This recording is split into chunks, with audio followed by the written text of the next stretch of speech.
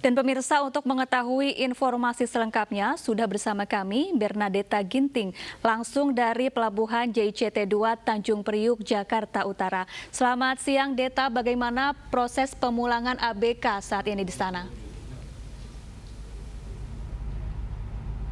Baik Syafa dan juga pemirsa, saat ini proses evakuasi 172 ABK yang terdiri dari 13 wanita dan 159 pria masih berlangsung dan saat ini sudah pada tahap swab test. Untuk pemulangan sendiri dari kapal MV Amsterdam menuju ke perairan Jakarta, tepatnya di Pelabuhan JICT ini sudah selesai dilakukan.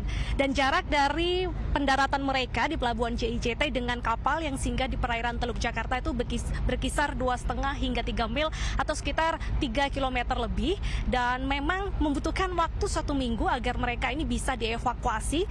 1 minggu ini adalah memakan waktu untuk melakukan proses perizinan dari proses singgah kapal tersebut dan juga proses administrasi dari ke 172 ABK. Dan sebelum mereka dijemput oleh passenger boat dari tim Komando Gabungan Wilayah Pertahanan 1, mereka sudah melakukan tes pemeriksaan awal di kapal MV Amsterdam yang berasal dari negara Belanda ini dan dikabarkan dalam kondisi sehat. Namun jika melihat dari proses evakuasi beberapa ABK sebelumnya, banyak sekali yang mereka ketika dilakukan swab test di Jakarta dari negatif menjadi positif, sehingga hari ini ada yang sedikit berubah. Betul, tadi dilakukan swab test dan juga pemeriksaan X-ray. Untuk pemeriksaan X-ray sendiri ini memang cukup berbeda.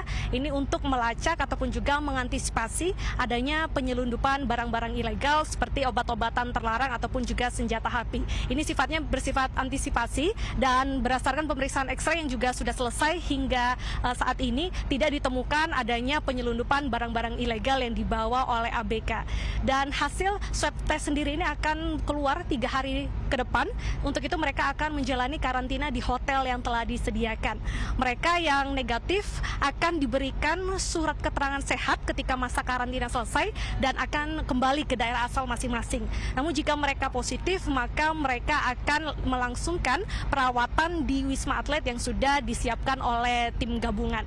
Dan hingga saat ini memang masih dalam proses pemeriksaan swab test, dan nantinya pada hari Jumat, Syafa dan juga pemirsa, tim Komando Gabungan Wilayah Pertahanan 1 akan kembali mengevakuasi ABK kapal. Ada 2 kapal yang sebenarnya sudah bersandar di perairan Teluk Jakarta dan saat ini masih melakukan proses perizinan. 2 kapal ini salah satu berasal dari Australia, yaitu kapal pesiar Wind Spirit, lalu juga ada kapal pesiar Quantum yang sebelumnya sudah menurunkan sejumlah ABK di Pulau Bali.